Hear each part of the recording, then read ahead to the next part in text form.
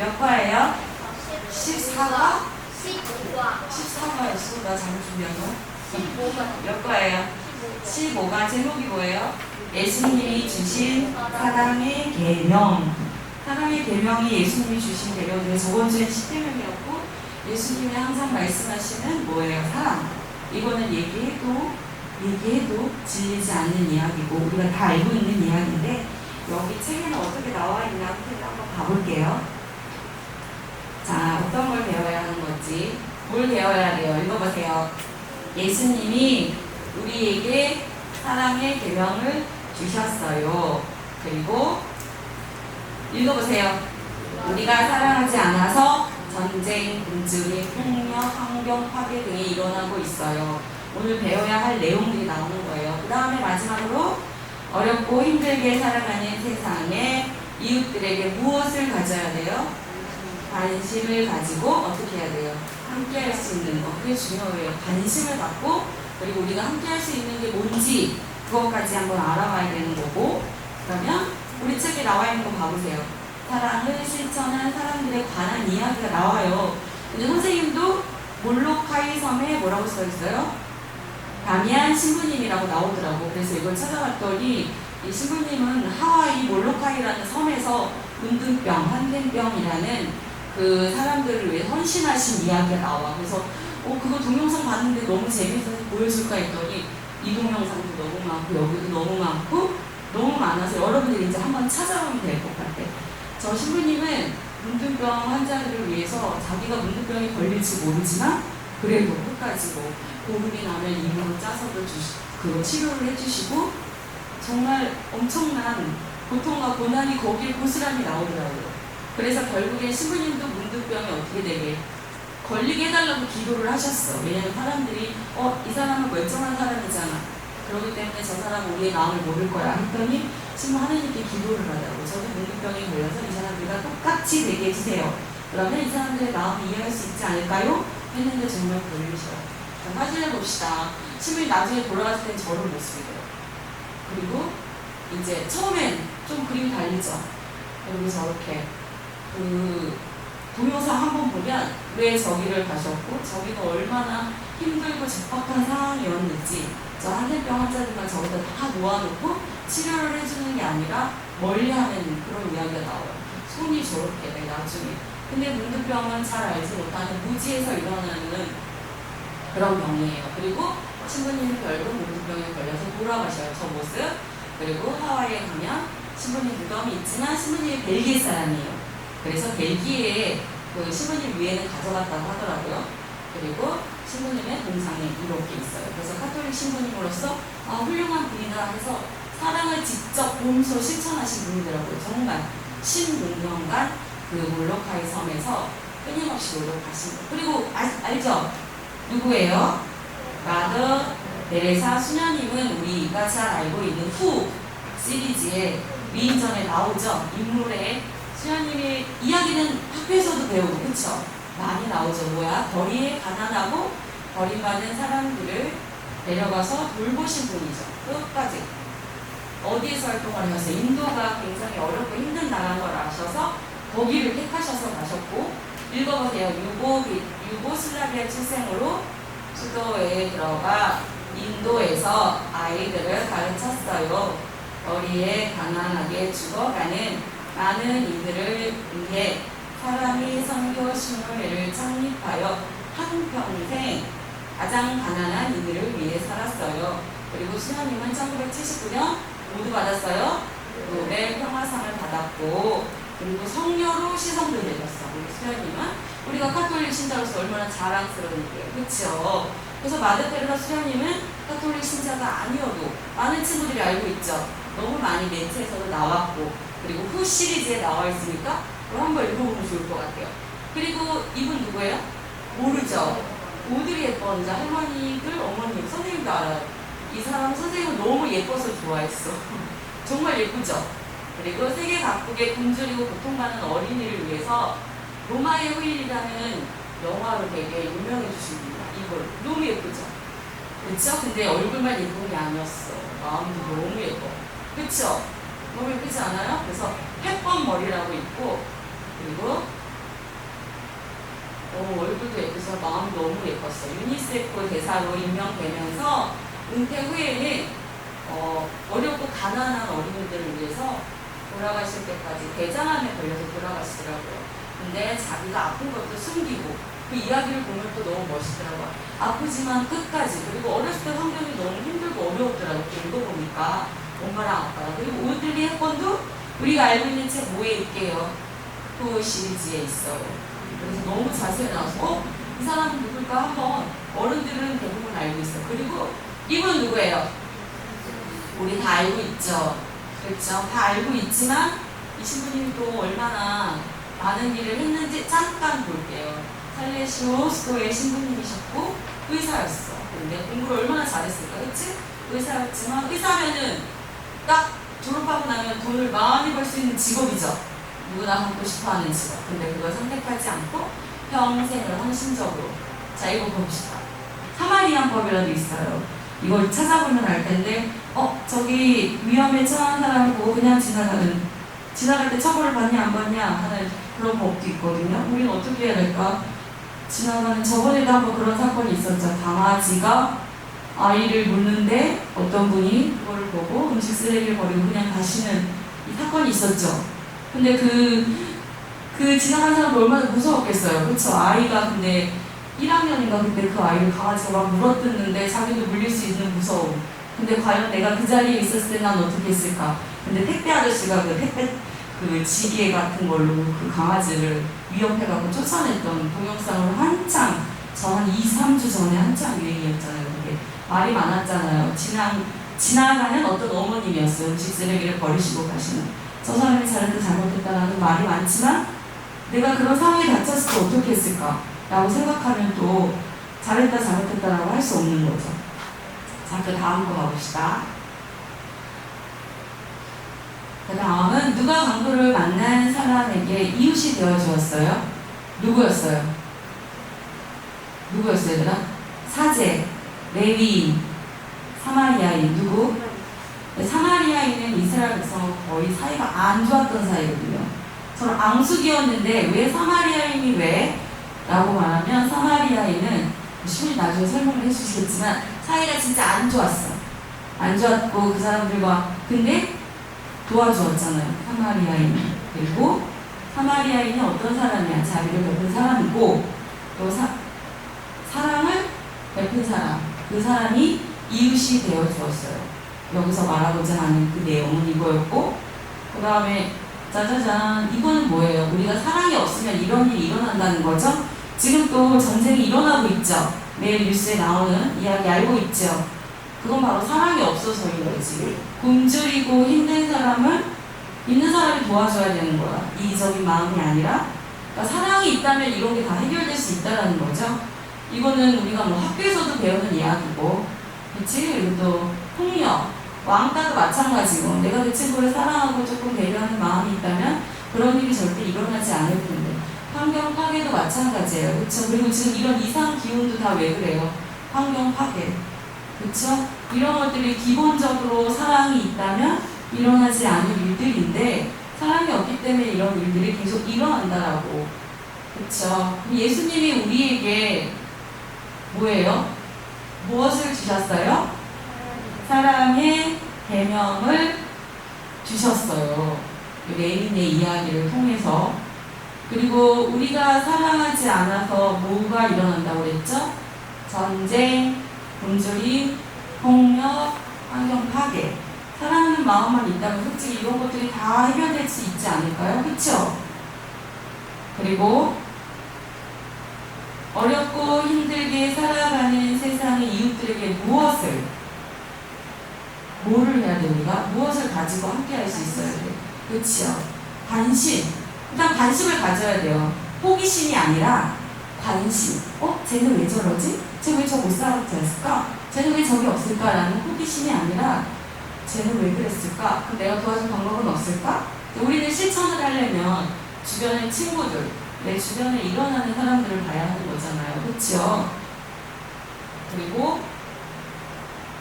자, 아까 예수님이 우리에게 무엇을 주셨어요? 저기 찾아보자. 예수님의 세 계명이 뭐예요? 서로 사랑하라는 사랑의 계명을 주셨어요. 사제는 뭐예요? 여기 있네. 제사를 지내는 사람으로서 오늘날 신부님. 근데 아까 어디였어? 지나갔죠? 그냥 지나갔잖아. 신부님을 도와줘야 되는데 그냥 지나갔네. 그리고 우리 신부님 같았으면 도와주셨을 텐데. 그쵸? 레위. 뭐예요? 레위기? 이스라엘 백성의 12부족 중 사제가 될 수 있는 특별한 부족이에요.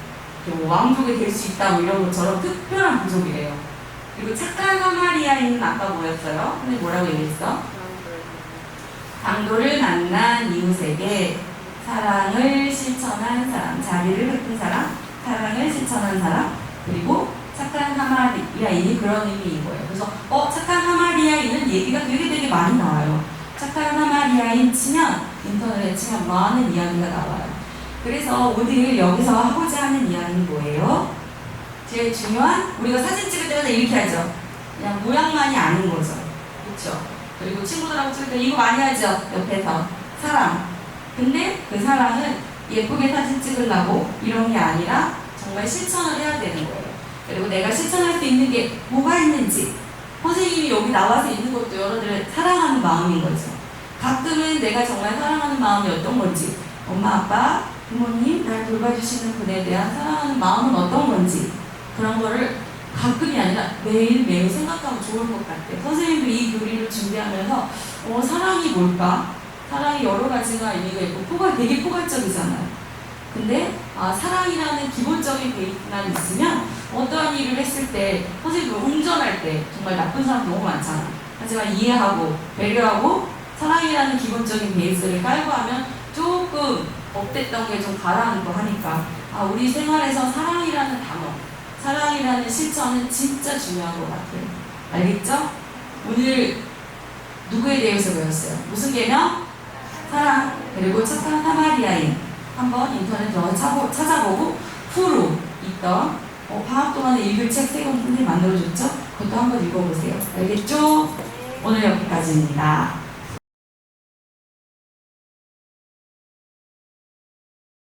그래서 오늘은 여기 요 6번에서 10번에 관한 내용을 할 건데요. 먼저 간음하지 말라는 계명에 관한 이야기입니다. 간음에 걸려있는 죄들이 있습니다. 혼전성행위, 성매매, 포르노에 제작화됐고 동성애까지 이야기하고 있습니다. 근데 최근 몇 년 사이에 조금 많이 이슈화되고 있는 게 요거에 관한 이야기들이 좀 많이 나오고 있어요. 그래서 여기를 조금 더 살펴보면 동성애에 관해서 교회는 이렇게 가르칩니다. 교회는 전통적으로 동성애 행위는 그 자체로 무질서라고 설명해 왔습니다. 그래서 이 행위는 결코 인정될 수 없다라고 바라보지만 사실 그 성향을 갖고 있는 사람들은 과거에서부터 지금까지 계속해서 이어져서 내려오고 있습니다. 그러다 보니 그들에 대한 부당한 차별은 있어서는 안 된다. 즉 그들의 존중은, 그들의 존엄성은 지켜줘야 한다라는 게 기본 원칙입니다. 그래서 조금 분리해서 그래서 예전에 2020년도인가? 중앙일보에서 이상한 기사가 하나 나왔던 적이 있습니다. 그게 뭐냐면 교황님이 동성애를 인정한다라는 투의 기사가 한번 났던 적이 있습니다. 아닙니다. 교황님이 얘기했던 건 이 차원의 이야기였습니다. 그들의 성향을 없는 것으로 생각하는 것이 아니다. 다만 그들이 하는 성적인 관계들이 무질서한 것이다 라고 이야기했던 걸 뒤에 부분 다 자르고 앞에만 갖다 놔서 마치 교황님이 인정했던 것처럼. 그런데 아닙니다. 여기에 간음하지 말라의 이제 약간 보충적인 내용으로 9번 계명을 이야기해 볼 수 있습니다. 이거 유명했죠? 사랑에 빠진 게 죄는 아니잖아. 우리는 죄입니다. 이 사랑은 죄예요. 네. 왜냐하면 여기에는 가정에 관한 교리가 걸려 있습니다. 가정은 엄연히 교회 안에선 평생운명 공동체라는 이름을 붙여놨습니다. 좀 어려운 말인데 그냥 편하게 표현하면 부부는 혼인을 하는 순간 한 배에 탄다 라고 이야기를 하는 겁니다.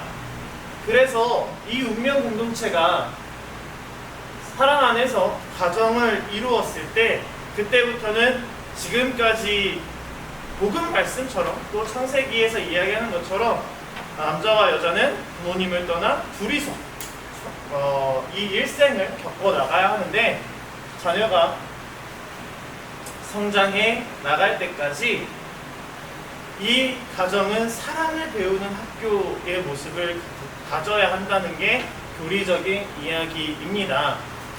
이 사랑을 배운다는 건 사실 가정은 교회의 교리 안에서 삼위일체의 모습을 가장 적절하게 보여주는 공동체의 모습입니다. 남자와 여자가 서로 간에 내어주는 사랑을 통해 자녀를 출산하는 것이 마치 성부와 성자의 사랑관계 안에서 성령이 발산되는 것과 비슷하다라고 바라보기 때문에 이 사랑은 예전에 한참 1강에서 얘기했던 아가페적인 사랑에 더 가깝습니다. 그 사랑을 배울 수 있는 학교여야 하고 더 나아가서 이 가정은 신앙의 학교여야 합니다. 우리가 신앙을 이야기할 때 유산이라는 표현을 씁니다. 그런데 자녀에게 빚을 물려주고 싶은 부모가 있나요? 없습니다. 자녀에게 좋은 것을 물려주고 재산을 물려주고 싶어 하지 빚을 물려주고 싶어 하지 않습니다. 신앙을 유산이라 표현했다는 건 신앙이 좋은 것이라는 걸 내가 체득해야 하는 겁니다. 내가 신앙이 좋은 것이라고 느껴야 애가 커서 알아서 선택하게 하겠습니다 라는 이상한 소리를 안 합니다. 근데 이런 이야기를 한다는 건 내가 신앙이 좋은지 나쁜지를 체험한 적이 없다라는 반증이기도 합니다. 반대로. 그래서 신앙은 물려주는 것이 좋은 것이고 그것이 좋은 것이라 내가 확신을 갖고 있어야 그 다음에 그걸 물려주겠다는 마음을 갖기 때문에 이 신앙의 학교 안에서 이 부부는 서로 간의 신앙을 한 번 더 확인할 수 있고 아이에게 그 신앙을 물려주는 장소가 되어야 한다라는 게 이 가정교리의 기본적인 내용입니다. 그리고 나서 8계명을 먼저 이야기하겠습니다. 거짓 증언에 관한 이야기인데요. 거짓 증언에도 걸려있는 것들이 좀 많습니다. 거짓 맹세, 악담과 비방, 쉽게 말하면 뒷담화, 아첨, 중상모략, 지나친 아부까지. 즉 거짓말하지 마라 이꼴 정직하게 살아라 라는 이야기로 하나로 귀결시켜 볼 수 있을 것 같습니다. 그리고 도둑질을 하지 말라는 이제 7계명에 관한 이야기인데요. 7계명에 도둑질 하지 말라는 행위에도 역시나 훔치는 행위, 부정당한 임금의 지불, 이거는 이제 고용자 쪽이겠죠. 타인을 속여서 손해를 입히거나 위조화폐를 제작하거나 고의적으로 누군가의 재산을 훼손하거나 공유재산을 낭비하거나 탈세, 부패, 태만 업무 등도 역시나 도둑질에 해당한다라고 교회는 가르치고 있습니다. 요즘 제가 그걸 써서 그런지 모르겠는데 이게 좀 보여요. 요즘 많이 쓰는 카카오바이크나 아니면 탁코임이나 이런 것들 보다 보면 좀 많이 낭비하는 것처럼 보여지는 장면들이 좀 있어요. 근데 그런 것들을 낭비하는 것도 역시나 도둑질에 해당한다라고 교회는 가르치고 여기에 추가되는 계명이 남의 재물을 탐내지 말라라는 계명입니다. 그런데 사실 지금 제가 이렇게 상징으로 보여드리긴 했지만 이 자체로 좋은 건가요? 이 자체로 나쁜 건가요? 아닙니다. 여기에 이게 끼는 순간 바뀝니다. 소유욕이 있느냐 없느냐 있느냐에 따라 선한 것이 될 수도 있고 악한 것이 될 수도 있습니다. 제가 원래 지난주 주일 강론에서 했어야 했던 내용인데 제가 좀 잘랐던 내용 중에 예전에도 한번 이야기했던 적 있는 것 같은데 세 가지 부류의 사람, 재물에 관련된 세 가지 부류에 대한 사람에 관한 이야기를 한번 했던 적이 있습니다. 욕심도 있고 내가 가지고 있는 것에 집착도 있는 사람, 내가 가지고 있지 않은 것에 욕심은 없는데 내가 가지고 있는 것에 대한 집착은 있는 사람, 내가 가지지 않은 것에 욕심도 없고 내가 가지고 있는 것에 대한 집착도 없는 사람, 그런 사람들은 이것이 선한 것으로 작용할 수 있겠죠. 하지만 첫 번째 유형의 사람은 그것이 악한 것으로 작용할 수도 있을 겁니다. 그렇게 재물에 관한 내 마음에 따라 이 재물은 좋은 것이 될 수도 나쁜 것이 될 수도 있다라고 가르치는 게 이 10번의 계명입니다. 이 모든 계명을 알려주었는데 제가 성경 얘기할 때도 했죠. 탈출기 모세오경 딱 지나가면서부터 나머지 책 전부 다 이 계명을 지켰다 말았다 지켰다 말았다 이 내용의 반복입니다. 그러다 보니 예수님이 오셔서 하나의 계명을 선물하십니다. 내가 너희를 사랑한 것처럼 너희도 서로 사랑하라 라는 게 오늘 강의의 주제인데, 이 주제를 이야기하다 보니 조금 언급했으면 좋겠다라는 게 바로 사회교리에 관한 이야기였습니다. 사회교리라 그러면 우리가 살아가는 삶에서 교리를 어떻게 적용할 수 있는가에 관한 교리인데요. 우선은 경제활동에 관한 이야기입니다. 교회는 인간 공동체 모두에게 도움이 되는 경제활동을 해야 한다라고 가르칩니다. 동시에 그 어떤 노동에도 귀천은 없다라고 가르치지만 우리가 갖고 있는 현실상에서는 귀천이 있는 것처럼 보이는 게 실질적인 상황입니다. 그리고 그것은 산업혁명 때 이미 드러났던 현실이었습니다. 노동자에게 정당한 임금도 주지 않았고 이렇게 어린아이에게도 노동을 시켰던 게 당시의 형태였습니다. 이거 예전에 그 설국열차에서 아이가 이렇게 기어 조정하던 그 장면인데요. 이게 산업혁명의 현실이었습니다. 그러면서 교회는 이러한 산업구조는 올바르지 않습니다 라는 이름 아래 새로운 사태라는 하나의 회칙을 발령합니다. 그리고 그 회칙 안에는 노동자에겐 정당한 임금을 제공하고 기업은 투명한 경영과 일자리를 제공하며 좋은 품질의 상품을 적정한 가격에, 노동자는 성실한 태도를, 쟁점은 대화로 이야기하고 파업은 도덕적 수준에서 그쳐야 한다라는 이야기들을 그 책 안에서, 그리고 그것이 교리화되기 시작했던 게 바로 이 사회교리의 시작이었습니다. 그리고 이 사회생활 안에서 우리는 다양한 현실들을 마주합니다. 첫 번째, 정치에 관한 이야기입니다. 이거에 관해서 제가 이야기하고 싶은 건 딱 하나입니다. 교리적인 것이 무엇인가에 관한 이야기밖에 할 수가 없습니다. 인간의 존엄성과 공동선에 맞게, 즉 가난하고 힘없는 이들의 권리는 존중되어야 하고 사회의 정의는 실현되고 모두가 인간다운 삶을 실현할 수 있도록 이끌어가야 되는 게 정치다라고 교회는 가르치고 있습니다. 여기에 가장 중요한 포인트는 바로 이 인간의 존엄성이 해쳐지지 않는 선에서, 그래서 만약에 그리스도인이 세상적인 정치를 바라보다가 어떤 당이든 저 사람이 이 인간의 존엄성과 공동성에 맞는 이야기를 한다면 박수를 쳐줄 수 있어야 되고, 이것이 아니다 그러면 손가락질하며 잘못되었다고 지적할 수도 있어야 하는 게 그리스도인의 올바른 정치적 태도입니다. 정말로 좋은 것과 안 좋은 것을 구분해서 지적하고 아니고를 해야 되는데, 이 당에서 뽑혔으니까 와 맞다가 아니라는 겁니다. 이게 기본적인 우리가 가져야 될 태도라는 것을 정치에서 이야기하는 거고요. 두 번째, 문화입니다. 사실 지금은 상당히 소비중심적이고 쾌락이라는 우상이 먼저 숨겨지고 있는 문화들이 상당합니다.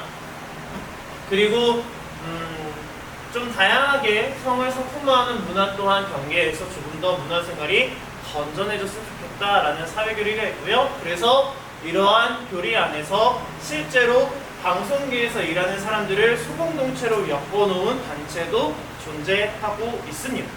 그리고 환경보호에 관한 이야기인데요. 조금 여기에 힘을 좀 주고 싶었습니다.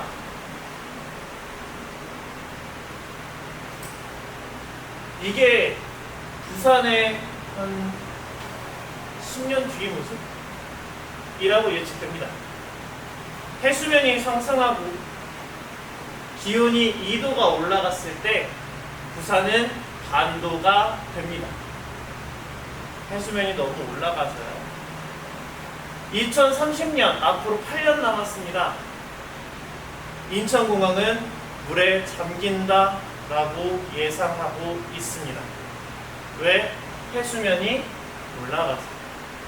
그래서 교회는 인간 중심적인 태도를 넘어서